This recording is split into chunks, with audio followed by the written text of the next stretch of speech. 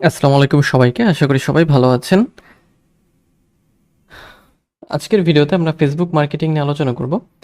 তো Facebook marketing আসলে কি? কেন এটি গুরুত্বপূর্ণ এবং কিভাবে আপনি ফেসবুক ব্যবহার করে কোনো আপনার ব্র্যান্ড বা প্রোডাক্ট বা সেবাকে প্রমোট করতে পারেন বা সার্ভিসকে প্রমোট করতে পারেন সেটাই আমরা দেখব।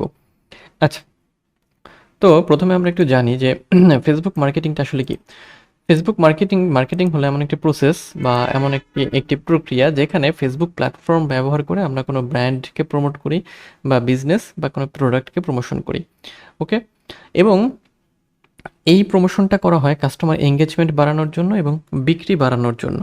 অর্থাৎ আমরা যে মানে প্রমোশনটা করি সোশ্যাল মিডিয়া প্ল্যাটফর্ম ফেসবুককে ব্যবহার করে, সেখানে আমাদের মূল উদ্দেশ্যটাই থাকে হচ্ছে আমাদের সেল বৃদ্ধি করা।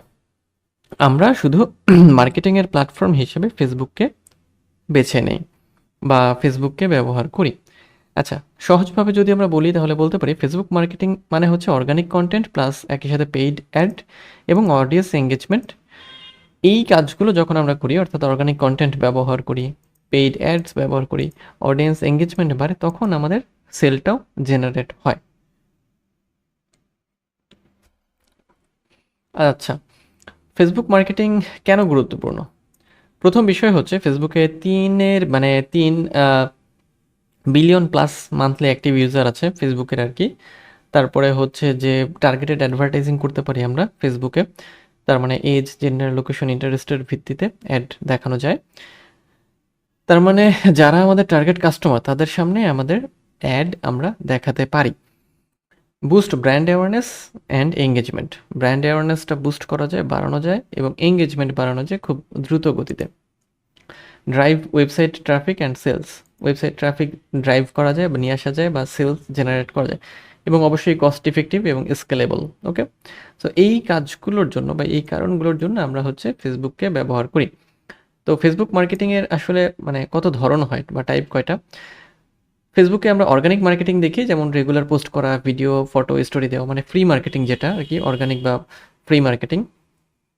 আর পেইড মার্কেটিং হচ্ছে ফেসবুক অ্যাডস, যেমন হচ্ছে যে আমরা ফেসবুকে পে করি আমাদের অ্যাডের জন্য, ওটাকে পেইড মার্কেটিং বলি আমরা। এখানে আমরা কনসিডারেশন ক্যাম্পেইন রান করি, কনভার্সন ক্যাম্পেইন রান করি, তারপর অ্যাওয়ারনেস ক্যাম্পেইন রান করি। অ্যাওয়ারনেস ক্যাম্পেইন হলো ভালো হলো ব্র্যান্ড অ্যাওয়ারনেসের জন্য এবং রিচের জন্য। Converse conveyor sorry consideration campaign হলো ওয়েবসাইট ট্রাফিক এবং এঙ্গেজমেন্ট বাড়ানোর জন্য ভালো, এবং কনভার্সন ক্যাম্পেইন হলো সেলস লিড জেনারেশনের জন্য ভালো। ওকে, এবং আরেক ধরনের করি আমাকে ফেসবুক মার্কেটিংয়ের আরেকটা ধরন আমরা মানে ব্যবহার করি, সেটা হচ্ছে মেসেঞ্জার মার্কেটিং। ফেসবুক মেসেঞ্জারের মাধ্যমে আমরা যে মার্কেটিংটা করি সেটাকে মেসেঞ্জার মার্কেটিং বলা হয়। এখন আমরা দেখি যে ফেসবুক মার্কেটিং আমরা কিভাবে করব। আচ্ছা, ফার্স্ট হচ্ছে ডিফাইন ইওর গোল। মানে আমাদের গোলকে ডিফাইন করতে হবে, আমরা কি চাই। ব্র্যান্ড অ্যাওয়ারনেস বাড়াতে চাই, ওয়েবসাইটে ট্রাফিক চাই, নাকি সেল জেনারেট করতে চাচ্ছি, নাকি বিক্রি বাড়াতে চাচ্ছি, তাই না? এই জিনিসটা আমাকে আইডেন্টিফাই করতে হবে আর কি।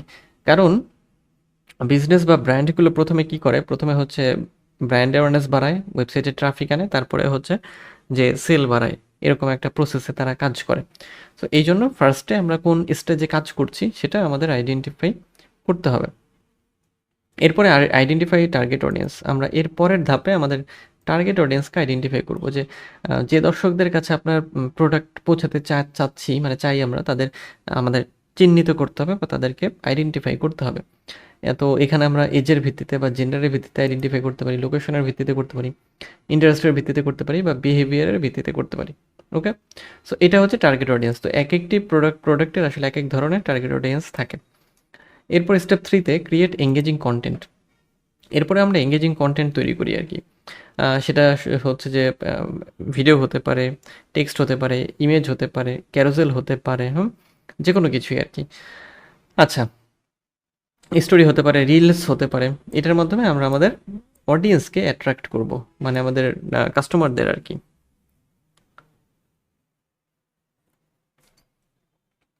আচ্ছা, এরপরে আমাদের যেটা করতে হয়, create a Facebook page and business manager account. এরপরে আমরা ফেসবুক পেজ ক্রিয়েট করি এবং ওই ফেসবুকটাকে কাস্টমাইজ করে বা অপটিমাইজ করে আমরা বিজনেস ম্যানেজার ক্রিয়েট করি এবং দেন অ্যাড ম্যানেজার থেকে আমরা অ্যাড রান করি। ওকে, সো এই জায়গাতে আমরা যেটা করি সেটা হচ্ছে যে মেটা বিজনেস সুইট থেকে আমরা এগুলোকে ইউজ করি বা ট্র্যাক করি এবং একই সাথে ফেসবুক পিক্সেল বা মেটা পিক্সেলও আমরা ব্যবহার করি আমাদের ওয়েবসাইটের ট্রাফিককে ট্র্যাক করার জন্য।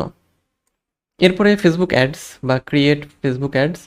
তো এরপরে ফেসবুক অ্যাড ক্রিয়েটের মানে হলো যে ফেসবুককে আমরা পে করব আমাদের অ্যাড রান করানোর মানে করার জন্য আর কি, এবং টার্গেট অডিয়েন্সকে আমরা হচ্ছে যে বাছাই করি, অ্যাডগুলো রান করি।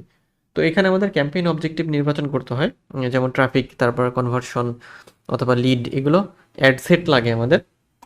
অ্যাড সেটের মধ্যে অডিয়েন্স থাকে, প্লেসমেন্ট থাকে, বাজেট থাকে, শিডিউল থাকে, অনেকগুলো অ্যাড সেট করতে পারি আমরা। তারপর অ্যাড ক্রিয়েটিভ থাকে, যেমন ইমেজ, ভিডিও, ক্যারোজেল, এবং দেন লঞ্চ ক্যাম্পেইন অ্যান্ড মনিটর। আচ্ছা, তো অ্যাড রান করার জন্য এই 3টা স্টেপ আমাদের ফলো করতে হয়, এবং এরপরে লঞ্চ করি আমরা ক্যাম্পেইন এবং মনিটর করি। আচ্ছা, দেন হচ্ছে মনিটর অ্যান্ড অপটিমাইজ। তো মনিটর অ্যান্ড অপটিমাইজে যেটা হয়, ক্যাম্পেইন চালু করার পর পারফরমেন্সটা অ্যানালাইসিস করতে হয়।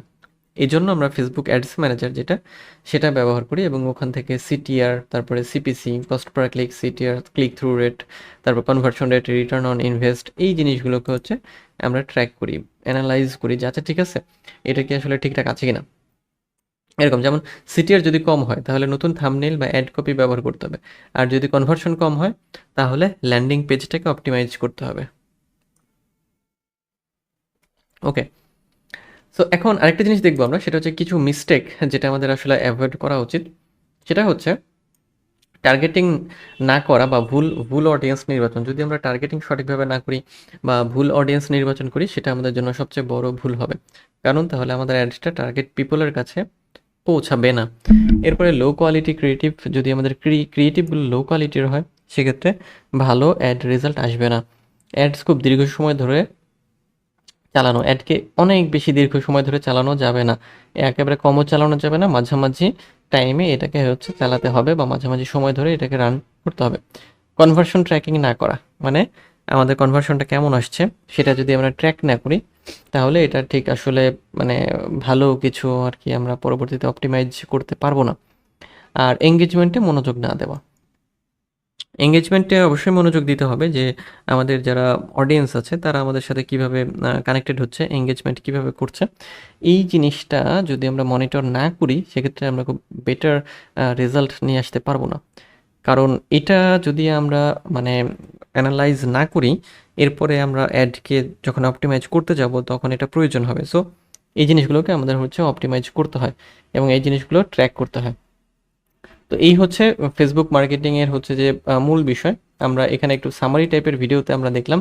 নেক্সটে আমরা এগুলো তো মানে এগুলোর প্র্যাকটিক্যাল আছে, এরপরে আমরা এটার প্র্যাকটিক্যাল দেখব এবং প্র্যাকটিক্যালের প্রত্যেকটা বিষয় থাকবে, কারণ তখন আমাদের মেটা বিজনেস সুইটে গিয়ে আমরা কাজ করব, আমাদের ফেসবুক পেজ নিয়ে আমরা কাজ করব, অনেক কাজকর্ম এখানে আছে। তারপর আমরা প্র্যাকটিক্যালি ফেসবুক অ্যাড রান করব। তো দেখা হবে নেক্সট পরের ভিডিওতে, সেই পর্যন্ত ভালো থাকবেন।